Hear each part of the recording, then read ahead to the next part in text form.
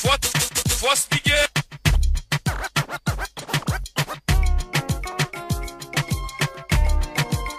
Lokola Mardoché, amani nyonso ya bomoi na ngai bakoya na bapropre piège na bango. TV Colonne de maman na nzambe na ngai bakendeki na soke place nini yango natalika bango na bi nazongi na TV Colonne de makamo image tokos kuna okuta be mission ya bien makamba bien pokolo chaîne ye moko aloba français kitoko keba la chaîne ya bato batanga te yaya o salaire TV Colonne de makambo vedi place ni bana bundes balekaka basolola kasoli mona babiso ba oyo kande to telemi boy mama bala 9 minutes neti kaka te na TV Colonne de to sala pilo kuna maeli check bundes bana Europe mobimba si tezaka se moko TV Colonne de TV Colonne de la kati bundes ezaka moko soko olingo bala oza posa ba filmage moko ba bilili mwa kitoko anniversaire makonyo so o ba se sengi ba benga to benda bilili na TV Colonne de bobenga vient en mars ba uba bébé nga ko benga ko bébé vient boya ne kokola bébé si ezaka mo TV Colonne de la kati bundes la fête ba mariage nyonso cérémonie nyonso soza posa benda la bilili kitoko éclairage kitoko makonyo sa kitoko na TV Colonne de check.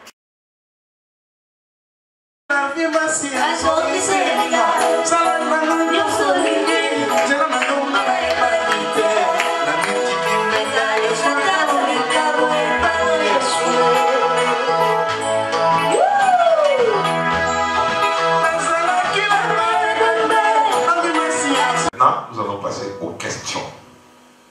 Si vous avez une question à poser, nous avons nos deux orateurs, donc bien une oratrice et un orateur concernant les familles qui sont là, qui vont nous répondre.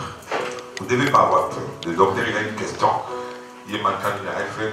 Donc, aussi quand tu mets une petite bien à FN, aussi, comme ça. Ok.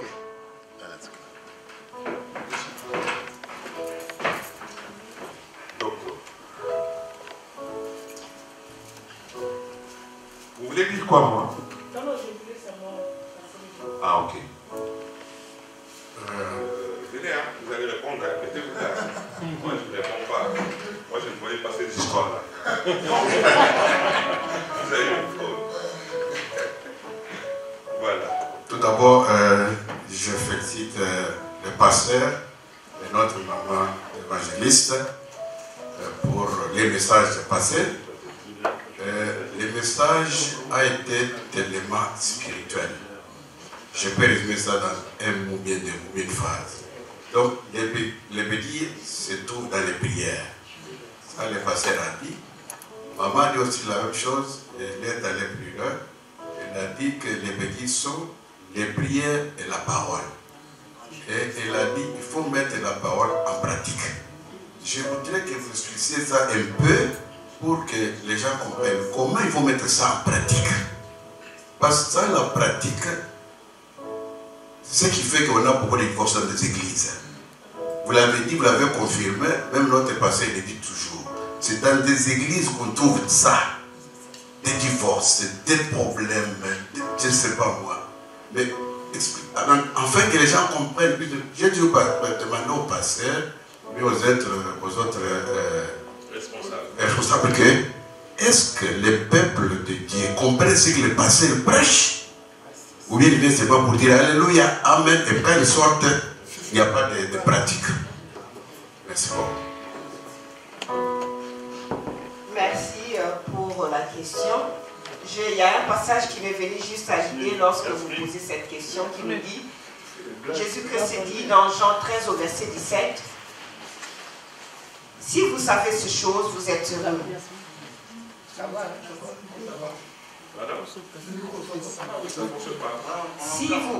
Si vous savez ces choses, vous êtes heureux, pourvu que vous les pratiquiez. Il y a aussi quelque part dans la Bible où Jésus-Christ a dit, les gens sont venus vers lui, ils ont dit, nous avons chassé les démons en ton nom. Nous avons prêché en ton nom. Il a dit, je ne vous connais pas, vous pouvez servir. Moi, j'ai fait maintenant attention, j'ai dit, je sais que ce n'est pas à cause de prêcher que je vais entrer dans le royaume. C'est seulement lorsque je vais mettre la parole de Dieu en pratique. Donc je peux prêcher ou ne pas prêcher, je sais que cela ne m'amènera pas au ciel. Mais je dois faire attention, donc mettre la parole. Donc ça veut dire quoi? Par rapport au mariage, c'est que le Seigneur dit par rapport au mariage. S'il y a un problème, voir de quel ordre est ce problème-là et trouver dans la parole la solution. Comme j'ai dit, dans la parole, nous avons toutes les solutions dans chacun de nos problèmes que nous pouvons avoir. Il faut seulement voir, notre problème vient d'où, pourquoi nous avons ces problèmes. Parce que tous les divorces n'ont pas de même cause. Qu'est-ce qu'on le dise, comme ça le dit. Donc, ce n'est pas toute personne qui divorce, on divorce pour les mêmes raisons. Donc, chacun a des raisons pourquoi c'est arrivé.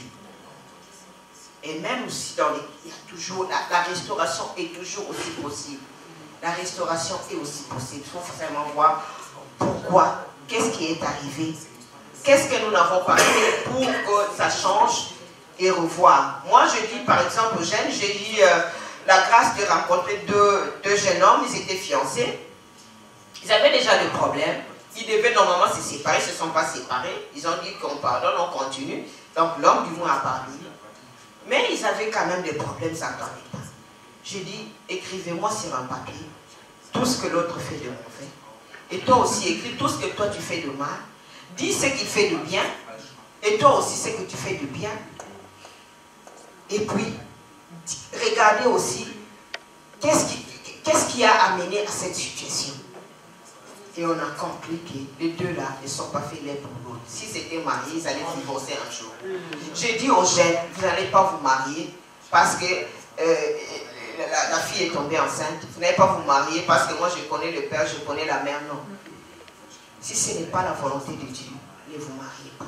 Déjà là, ça commence. Mais si on est déjà marié, c'est déjà un couple donc, qui a fait déjà un chemin ensemble. Il faut s'asseoir et voir pourquoi nous sommes arrivés à ce point. Et avec la parole du Seigneur, on trouve toujours la solution. Amen. Amen.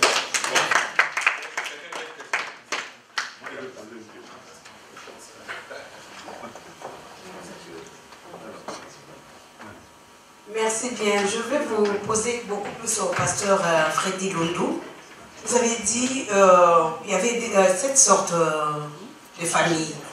Je voulais savoir laquelle sorte est très importante et pourquoi. Alléluia. Maman, merci sur votre réponse. Vous avez vraiment détaillé les choses comme il fallait le dire. Et comme le docteur avait dit, est-ce que nous-mêmes nous mettons en pratique? Soyez un peu plus avec les réponses. Oh. Parce que si vous êtes trop long, donc on les 15 minutes. Bon, l'esprit est le même, c'est le même esprit qui nous dit. On va aller. Donc, aucune n'est plus importante dans les sites spirituels. Aucune. Toutes, elles sont importantes. Elles peuvent être une source de bénédiction pour nous, comme une source aussi de la mort et de la malédiction. Donc, qui emploie conscience et qui veille sur ses pas. Voilà. Toutes les familles sont importantes. Dans les sites. Prochain. Bonjour. Bonjour. Ma question est celle-ci. Attendez, la question peut être posée en n'importe quelle langue. Vous posez en anglais, en français, nous on va traduire. En Chiluba, en Swahili, en Congo, il y a toujours des gens qui vont traduire. Amen. Ok? Sentez-vous libre vraiment, n'importe quelle langue. Oui, ma question est celle-ci, parce qu'on parle de la famille. Une femme et un homme qui sont mariés, mais qui n'ont pas connu Christ. C'est-à-dire que c'est une famille païenne, je veux dire un couple païen. Et qu'ils sont mariés, et l'un d'eux accepte pendant la période qu'ils sont ensemble, l'un d'eux accepte Christ comme Seigneur et Sauveur. Et qui a, parce que nous savons que si femmes et hommes et femmes vivent ensemble et qui n'ont pas Christ, c'est pas peut-être nous dirons que, bon, comme ils sont païens, ils ne savent rien de Christ. Mais si par exemple, pendant la période où ils sont ensemble et que l'un d'eux accepte Christ comme Seigneur et Sauveur, et que pendant ce temps, l'autre n'arrive plus à supporter la vie chrétienne, je veux dire, parce que l'un d'eux a accepté Christ comme Seigneur et Sauveur et qu'il y a des problèmes dans la famille. Est-ce qu'il est possible que ce couple se sépare? Comment est-ce que Dieu peut intervenir dans un tel couple? Voilà ma question. Merci pour la question. Là, vraiment, il y a une réponse. Il y a l'apôtre Paul qui nous donne la réponse dans 1 Corinthiens 7. Il dit, la personne qui a reçu Christ doit faire bénéficier à l'autre cette sanctification-là qu'il a reçue. Donc, il doit, dans ces prières-là, dans cette foi-là qu'on nous demande d'avoir, ce n'est pas cette foi-là qui dit, j'ai demandé maintenant, Dieu a donné, donc petit quota, mais cette foi-là qui sait attendre. Hein? La foi-là qui dit donc avoir la foi que Dieu va changer. Donc, si moi, tel que j'étais mauvaise, Dieu m'a transformé. On était tous deux païens. Moi, Dieu m'a changé. La Bible dit que ce n'est pas de notre force. Ça ne vient pas de nous. Que nous soyons transformés. C'est par la foi, par la grâce, au moyen de la foi. Donc si Dieu m'a accordé cette grâce-là, donc il peut aussi l'accorder à mon partenaire. Et avoir cette patience-là, oui, dans la prière, comme le Seigneur dit, avec la persévérance, on y arrivera. Donc, la Bible ne nous demande pas de divorcer à cause de ça, d'abandonner à cause de cela. Ok, c'est bon. Si l'autre décide d'abandonner, la Bible dit, lui, il peut. Si lui, qui n'est pas encore converti, décide de partir, il peut le faire. Mais moi, qui est converti, je ne le fais pas. Amen. Amen. Ok. Allez-y. Alléluia. Moi, ce n'est pas vraiment une question, mais je voulais juste rajouter quelque chose sur la question de la sœur, parce qu'elle a posé la question, pasteur.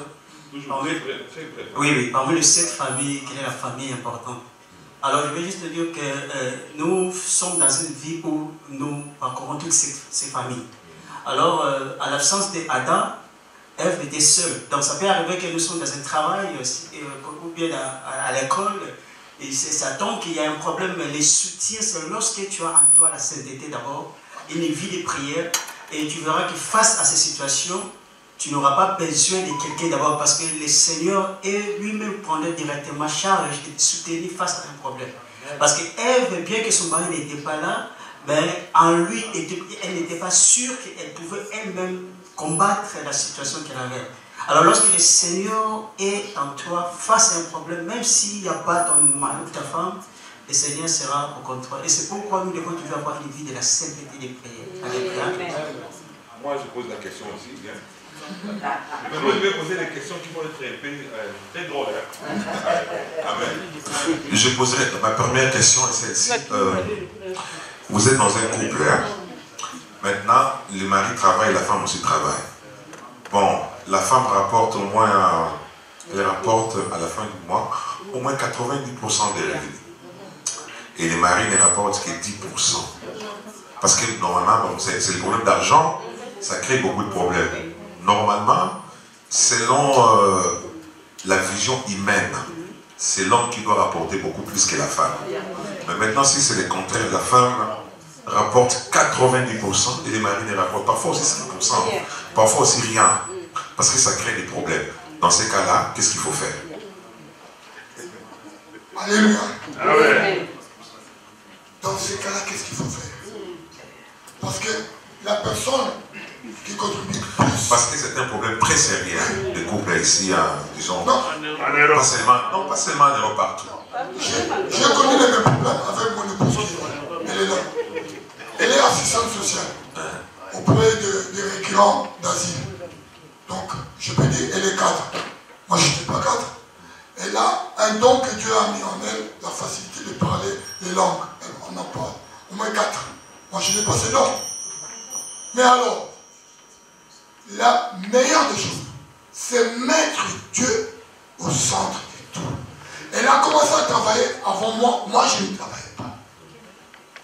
À un moment, oui.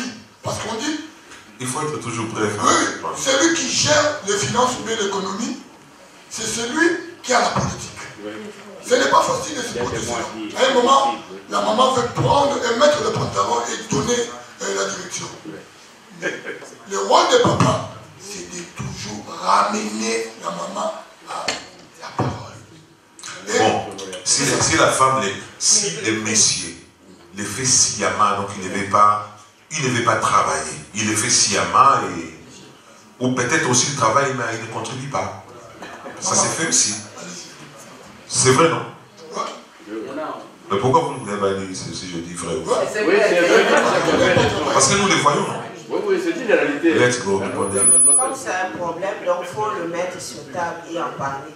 Il fait sciemment. Il le fait sciemment, pourquoi? Est-ce qu'il y a des raisons? Donc il faut en parler. Non, parfois il n'y a pas de raison aussi. Il le fait, il fait toujours. Et puis bon, dans ces cas-là, il faut parler de divorce. Non, on ne parle pas encore de divorce parce que ce n'est pas une raison où la Bible nous dit de divorcer. Non. J'ai dit là catégoriquement selon la Bible, non. Mais il faut vraiment chercher à ramener, s'il fait sciemment, il faut chercher à ramener l'homme vraiment sur le droit chemin. Bon, c'est bien, mais je ne suis pas trop convaincu. Je vais poser une autre question. S'il vous plaît, parce que je vais ajouter quelque chose avec maman. Oui. Laissez-moi d'abord poser ma question. Ouais. Vous êtes dans un couple, l'homme et la femme, vous êtes mariés. Après quelques temps, vous remarquez que les maris souhaitent la femme ne vous avez pas vraiment dit toute la vérité. Vous découvrez certaines vérités après. Donc, vous découvrez que votre mari, alors, par exemple, un exemple un peu trop banal, mais bon, c'est quand même un exemple. Vous découvrez que votre mari, il est déjà marié en Afrique. Mais comme il n'y avait pas de preuves ici, vous êtes allé au niveau de la mairie, on a accepté votre mariage. Mais par après, vous, la femme, vous découvrez que, bon, la femme, soit l'homme, vous découvrez que votre conjoint ou bien votre conjointe ne vous avait pas dit la vérité. Dans ces cas-là, on parlera de divorce comment? Le mariage a été consommé au niveau de l'État, au niveau de l'Église, au niveau de la famille aussi. Et dans ces cas-là, qu'est-ce qu'on va faire? Vérifier d'abord si c'est le mariage là, c'était vraiment un mariage aussi conforme, parce que bon, nous souvent aussi en Afrique, lorsqu'on dit mariage, si c'est vraiment, comme vous dites, c'est un mariage, donc tel que Dieu le veut, là il faut vraiment en parler parce que ça sera donc comme si... Mais qu'est-ce qu'on va faire dans ces cas-là? Répondez-nous, qu'est-ce qu'on va faire dans ces cas-là? Qu'est-ce qu'il faut faire? Il n'y a que la vérité qui rétablit les choses en ordre. Comme maman vient de dire, est-ce que c'était un couple de l'autre de son bas ou bien c'était quelque chose de vrai? Si c'était quelque chose de vrai, celui qui était la première ou bien le premier à être marié, c'est lui qui doit demeurer au sein. Moi, en tant que pasteur, je vais les séparer. Je vais les séparer parce qu'il y a le mensonge. La dernière question, c'est moi, même si c'est moi qui avais béni les mariages, je vais dire ces mariages-là est anélique. C'est un faux mariage. Je vais poser une autre question, la dernière, docteur, s'il vous plaît. Je sais mal quand je monopolise la parole. Non. Laissez-moi poser la dernière question. Avant que j'oublie, pasteur. Non, s'il vous plaît. Ma dernière question, c'est j'ai beaucoup, mais bon, peut-être on va m'organiser un jour seulement pour les questions. Ouais.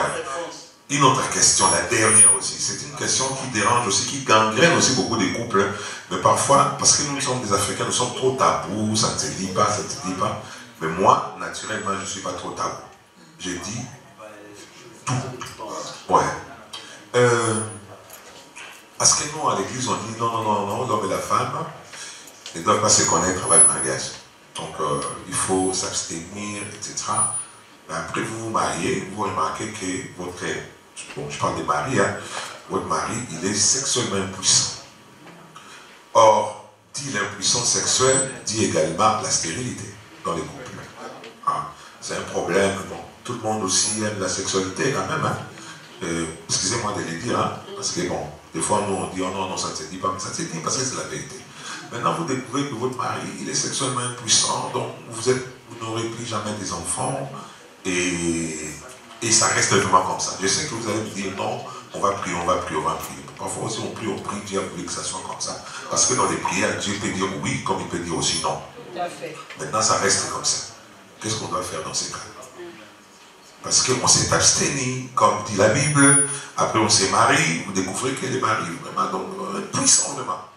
Oui, pasteur, quand nous donnons la réponse, on dit, vous demandez s'il faut divorcer. Parce que le divorce, c'est quelque chose que Dieu n'aime pas. Donc, avec le divorce, ce n'est pas qu'on dit, il faut divorcer, oui ou non. Non. Même en dissertation, on ne dit pas seulement oui, on doit toujours argumenter pourquoi j'ai dit non et pourquoi j'ai dit oui. En ce qui concerne le divorce, quel que soit le cas que vous avez cité là, donc on doit toujours, d'abord, avant de prendre la décision finale, quel que soit le divorce ou pas, on doit toujours chercher à voir comment est-ce qu'on doit d'abord réparer avant d'arriver au divorce. Même dans ces cas d'impuissance sexuelle. Peut-être qu'à part la foi, on peut aussi aller voir un médecin, par exemple. Je sais que vous avez ce problème. Mais les maris salvaient sa femme. Parce que donc, souvent dans les cas pareils, les maris de la femme, il sait qu'il est comme ça. Donc il a menti à la femme, il n'a pas dit la vérité avant la femme. Qu'est-ce que vous allez faire? Moi en tant que pasteur, je réponds. Moi en tant que pasteur, si je découvre que le mari était au courant de cette situation-là, ça veut dire qu'il a menti, comme il y a des mensonges, je dois annuler ses mariages. Ça veut dire que donc vous avez pris le temps d'étudier, de savoir pourquoi. Ok. C'est ce que vous avez dit, c'est comme ça. D'abord, savoir pourquoi c'est comme ça. Ok. Mais souvenons-nous aussi. Dans les cas de maladie, quelqu'un qui souffre d'une maladie sexuellement transmissible, il n'a pas dit à son conjoint, si j'ai béni ces mariages-là, je découvre qu'il n'avait pas dit à son conjoint, je vais annuler ces mariages.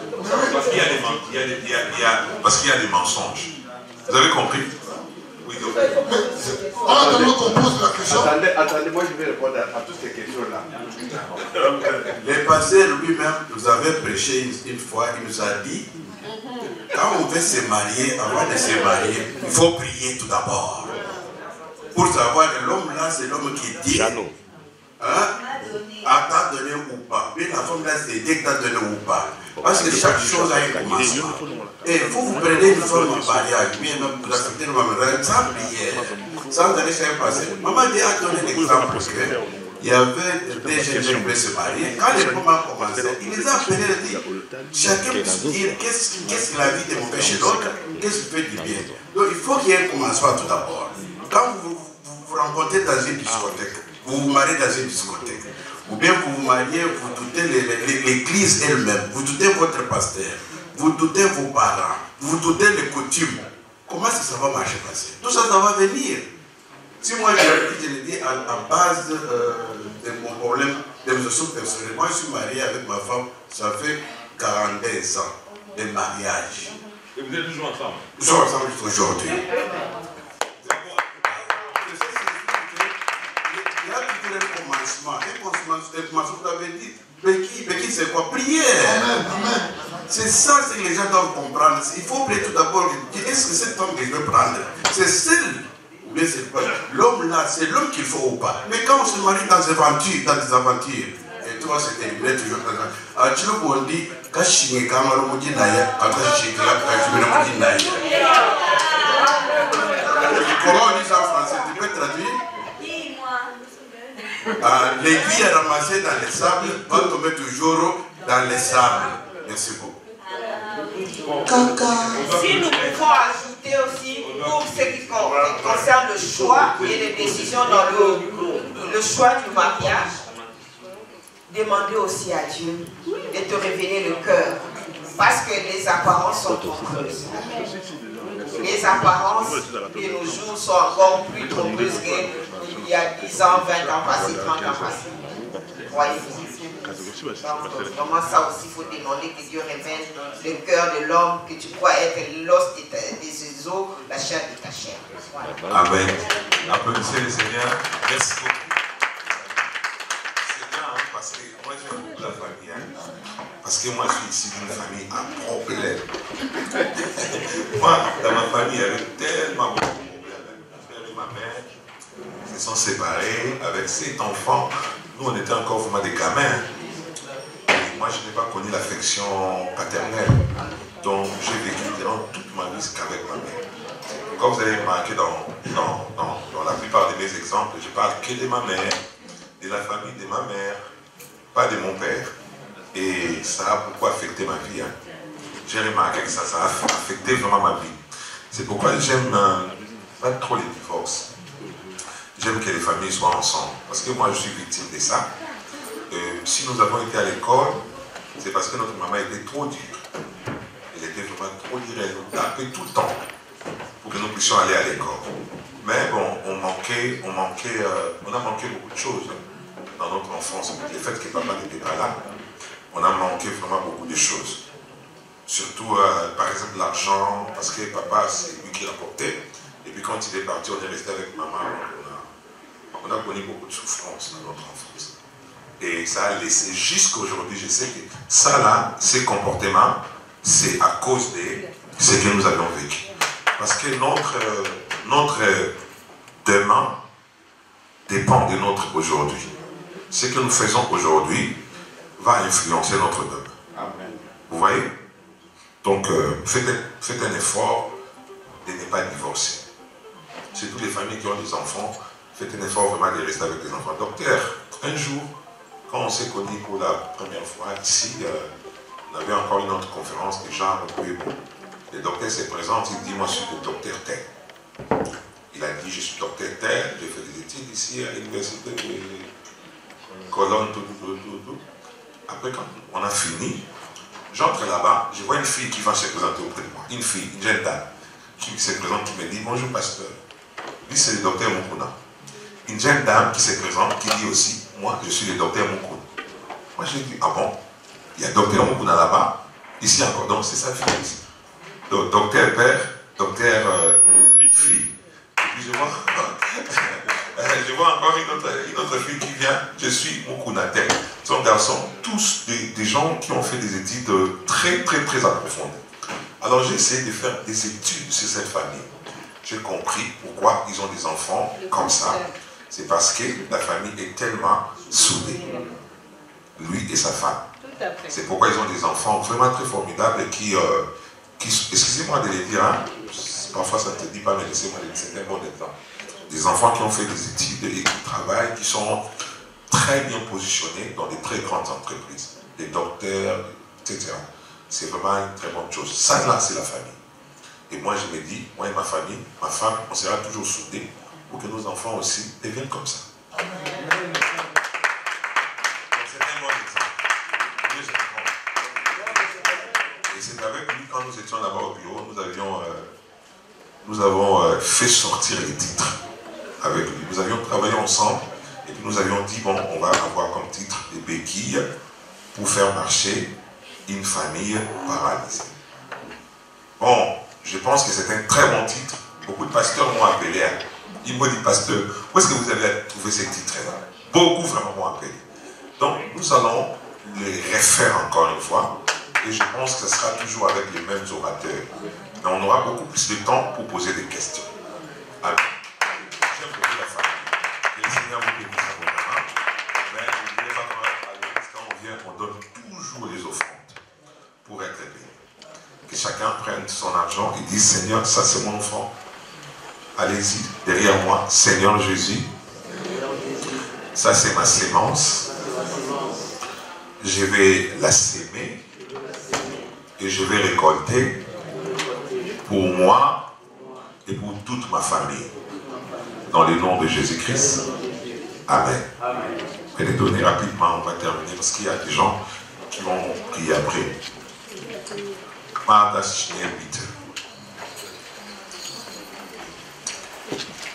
Vraiment que le Seigneur nous bénisse, nous qui sommes là. Il y a beaucoup qui ont été hier à la fête. Je les ai vus à la fête. J'ai vu quelques frères, quelques sœurs qui étaient à la fête hier, mais aujourd'hui ils sont là. Que Dieu vous bénisse. Mouta, que Dieu vous bénisse. Hein? Je suis très content que vous soyez là. Amen. Soyez bénis.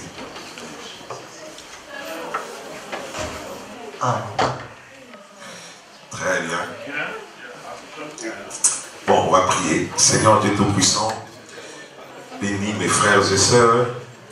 Bénis ton serviteur, bénis ta servante, bénis toutes les personnes qui sont là. Et nous recommandons la semaine qui commence entre tes mains, que tu sois avec nous, tu sois également avec nos familles. Nous te le demandons au nom de Jésus-Christ de Nazareth. Nous bénissons ces offrandes, ces offrandes. Nous les recommandons entre tes mains. Que toutes les personnes qui ont donné les sortent de ta part des grandes bénédictions. Dans le nom de Jésus-Christ. Amen. Je vous bénisse abondamment.